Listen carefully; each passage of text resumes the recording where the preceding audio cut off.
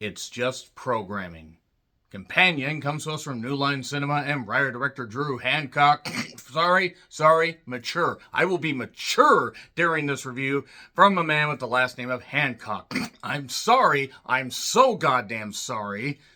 Nevertheless, he's done television, and this also comes from a couple of the producers of Barbarian, the 2022 smash hit that really surprised me. I didn't think it was going to be all that great, didn't know what to expect, but it introduced me to the gorgeous Georgina Campbell, also the very talented Georgina Campbell, who's nowhere near this particular movie, but Sophie Thatcher is in this, and she was recently in Heretic or Heretic, as some people have called it for some reason, and she's on the rise. She plays Iris because she doesn't want the world to see her, because we know Megan Ryan dies in the end. And have I screwed up the lyrics to that song? Yes, City of Angels was really fucking bland. But yes, she plays Iris, and along with Josh, played by Jack Quaid, who really understands the assignment of any movie that he's in. I mean, if we're being perfectly honest, Jack Quaid has really carved out quite the niche, quite the path in Hollywood. They are two people, they're a couple, they're happy together, they have their own vehicle that drives them, and oh boy, a self-driving vehicle. God, imagine this is about a self-driving vehicle. That certainly would have been interesting. I don't really trust those. I don't mind technology, but what the fuck? Technology ends up being a prevalent theme in this movie, but they arrive to hang out with a few friends. Well, Iris is not so sure how, Josh's friends are going to accept her. But nevertheless, there's a man named Sergey, played by Rupert Friend, who has a very lavish house in the middle of buttfuck nowhere. And since he's a rich man, he has a few people gathered. And things take a turn when, a scary situation arises. I'm keeping this as spoiler-free as possible for those that have not seen any of the trailers. Now, I saw the teaser trailer a few months ago and thought it looked pretty bonkers. Like, okay, there are some weird things going on here. There's Sophie Thatcher with some pretty, dramatic looks on her face as certain weird things are going on. And if you've seen the teaser trailer, you know what I'm talking about. The movie looked to be bonkers, looked to be a little bit weird. Like, what the hell is going on? Why are these people at this house? Why is there weird splashes of violence? What is actually happening here? Is this a sick game of cat and mouse? Is it a Saw game? What is actually happening? Has Jigsaw come back from the dead and gone to another universe? And if you have seen the full trailer, then congratulations, you have pretty much seen the movie. I'm not going to mix words here, guys. I'm going to basically talk more about what I felt about this movie, but I wanted to like this movie a lot more than I did.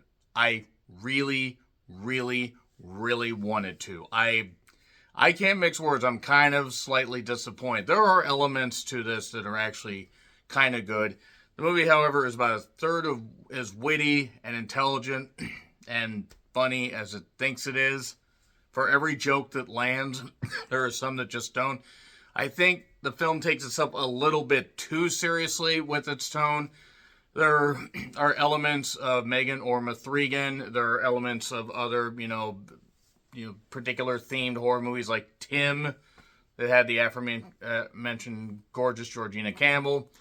You do also have Lucas Gage, who has been in some good projects. You do have Megan Surrey, who is in It Lives Inside. I thought she was magnificent in that. So I see she's getting to break out in some more, meaty roles. Because unfortunately, It Lives Inside didn't do as well as I thought it should have. And you also have Harvey Gillian, who I think it was funny as Eli. I actually think he might have been the funniest out of anybody in there. Sophie Thatcher's a standout. She at least gets a chance to shine a few times. And Jack Quaid plays a nice, I don't want to say oddball character. He's not necessarily a layered character either, but any, pretense of how you might perceive him quickly, it quickly becomes obvious it's going to peel away. But for those that have seen the most recent trailer, the full trailer, yes, there is some spoopy stuff about AI. And, how one would deal with it and stuff like that. And I will say there are a few nice splashes of violence. There are a few elements that work to an extent, but unfortunately for a movie that tries to go this route and tries to be witty and funny, it kind of feels more like a short film that got extended into a theatrical release. And while I think it could end up finding an audience, I just felt empty by the end of it. I felt like that's it. And that's pretty much the theme of this movie. That's it? That's really all that we end up doing? And also it tips you off how it's going to go pretty much from the very beginning with a couple lines from Sophie Thatcher, which isn't the worst thing in the world. Like, okay, we know what the end game is. Let's see if we go on a fun ride. The ride isn't all that fun. There are parts where it's, sparks up and then that's it. There are some good shots, and then, we're going to pull back from that. That's really what we're going to do. Unfortunately, Companion did not really resonate with me. I didn't hate it, but I didn't love it. It's going to be in theaters this weekend if you want to check it out. 3, 2, 1, and spoilers. So, basically, it turns out that Josh brought Iris there, and Iris is his sex bot, his companion bot, shall we say. A bot where you can do a whole bunch. It's like Robot Dreams if Robot Dreams didn't have September by Earth, Wind, and Fire, or any of the magic, or any of the intelligence, or really any. It had plenty of dialogue, unlike Robot Dreams. Watch Robot Dreams, by the way. But Iris is controlled by Josh. And there are certain guidelines for how you must deal with this particular companion. We see this in a flashback. You have to sync up on your phone. You have to, get your face locked with them. They create a memory of how you met. We see an opening at a supermarket where nobody else is there. That should have been a tipping point as something was going on here. And then we see, how they met. We see them drive to this particular place. It turns out Kat, played by Megan Surrey, who, again, I do really think did the best she could in this. I really wish they'd given her a little more to do. She clearly has a bit of a thing for Josh, or Josh has a thing for her, or vice versa. And it turns out that Sergey, is banging Kat, but he's also a rich guy that's not necessarily the best guy in the world. But it turns out he has a shit pot full of money and a safe. So the idea here is Iris has basically been retrofitted and reprogrammed. She can't harm people. She can't do certain things, but she also can't lie. And because she can't lie, certain, things have to be stretched. Certain truths have to be stretched, essentially. Josh ends up lying to her, kind of playing around with her to make it to where, hey, you go down to the beach, I'll meet up with you a little bit later. Sergey, who's a fucking creep, also doesn't realize that, that she's a goddamn robot, or maybe just doesn't care. Ends up wanting sunscreen put on him, ignoring the Baz Luhrmann song. That's a deep fucking cut that nobody is going to get in this review. And in the midst of trying to, assault her, basically, don't do that, robot or not, don't do that. She ends up killing him because she has a knife in her pocket. How'd she get the knife in her pocket? It turns out, of course, Josh put that there. And we see her come back before we see the flashback of how Sergey died, that she's all covered in blood. And there are some humorous moments here. Oh, yes, and Lucas Gage is also the boyfriend of Eli. They talk about how they met. They met where Eli was in a dinosaur costume, and it was a Halloween thing, and you're stepping on my tail. Your gun is digging into my hip. And they love each other so goddamn much. And then, now this idea is holy shit. Kat's like, now what the hell do? We got to get rid of Sergey's body. We got to do this. But it turns out he has a safe here, and he used Stalin's birthday for the passcode. No, really, that's what he did, and there's $12 million in the safe. Now they just got to figure out a way to get rid of Iris. Josh, however, has a bit of affection for Iris, and decides to turn her back on, saying go to sleep, and basically tell her about all this stuff.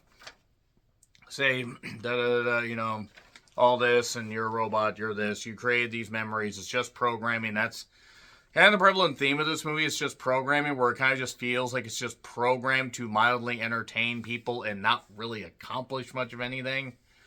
And there's nothing wrong with having a good time, but when that good time feels like it's kind of manufactured, it doesn't really work. So the idea is they're gonna have to shut her down. There's also a fail-safe thing where you put your thumb behind the ear right here for 5 seconds and you reset them. That comes up a little bit later. So the idea is suddenly, shit's going fucking south. Well, while she's still tied up, we have all four of them talking. Oh, we're going to split the money 3 ways, but there are 4 of us. Oh, you think that Patrick should, get a cut or whatever. Oh, right in front of Patrick. Then suddenly Eli says, Patrick, go to sleep. Yes, that's right. Patrick is a robot, but Eli is a good guy that treats his robot equally. And then the idea is they have to get rid of Iris because Iris manages to escape with the knife. She also takes Josh's phone, which has all the information, all the ways to boost her system or alter her stuff. And the intelligence is put at 40%. Well, you put it up to 100%, it's like an Ivy League grad with about 15 brains. Or like Shibata in his new brain. Or, I'm a gigantic brain, now I'm leaving Earth for no reason. So, from there, we have, everybody trying to hunt her. It's not that many people. Eli ends up getting shot. Patrick ends up freaking out because he really loved him. He's programmed to love him, but Eli also clearly loved him too. I mean, whatever, nothing wrong with it. Robot love, robot gay love. I don't care. I don't really know why the hell I'm defending that. I don't really get the sex bot stuff, but it is what it is. You get down however the fuck you want. Just be careful where the transmission fluid goes, because that stuff can burn. I do not speak from experience, and shut up. I won't be answering any more questions. Also, that tailpipe action can hurt. Moving on from that, basically, Eli ends up getting killed. The idea is Josh ends up getting a way to program Patrick. He basically has to find a way to, unlock Eli's phone. He gets his facial recognition, to unlock that. And then he syncs up with Patrick after having Eli reset him. And then he turns up his aggression all the way to 100% because now he can just kill, he can do whatever. But unlike Sophie Thatcher, unlike Iris, who is just trying to survive, unfortunately, it makes Patrick a little bit too evil. And so Sergei's dead. Iris is trying to run around. And Patrick now is full on evil. They do end up capturing Iris when a cop gets her. You'll recognize the actor who plays a cop. I'll leave that for you guys to figure out. He's actually it's a good character actor. And they end up bringing Iris back. And the idea is, though, Kat wants to leave. Well, then he says, Patrick, stop her. He stops her with a knife. So she ends up basically dying and rotting away and stuff like that. I do want to say that there was one funny thing earlier where Iris was tied up.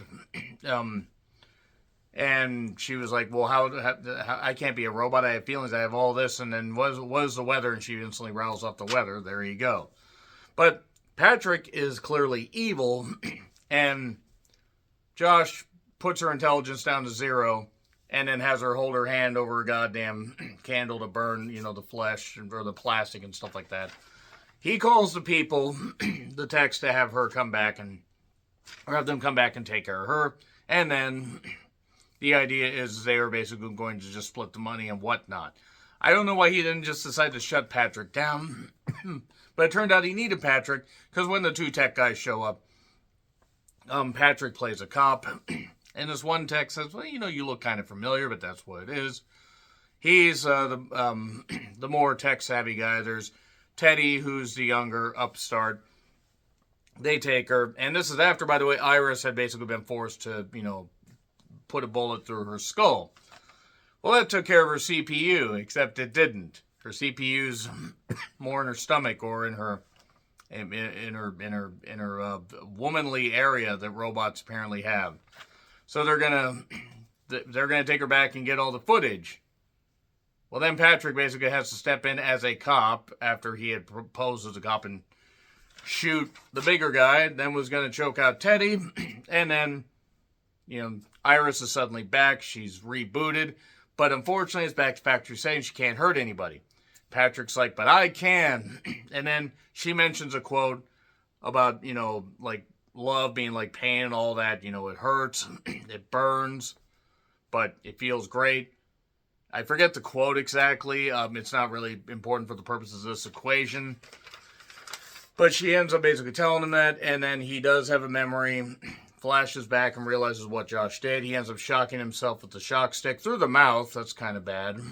And then Teddy ends up basically resetting, or, rebooting, upping her and everything and making her, completely, independent.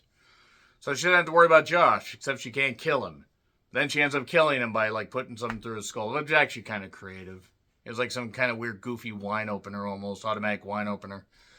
And that's it. Now she, I assume, takes the money in this nice 60s Mustang and leaves. And that's it for Companion. Quite frankly, I'm amazed I got anything out of this movie, because while it has moments, and while it has flashes of, okay, C+, it gets a C+. I wanted to like this more than I did. Anyway, agree, disagree, what I said, like, share, subscribe, Twitter, Letterboxd, Blue Sky handles in the description. I'm John Ritlin, and I'll see you soon.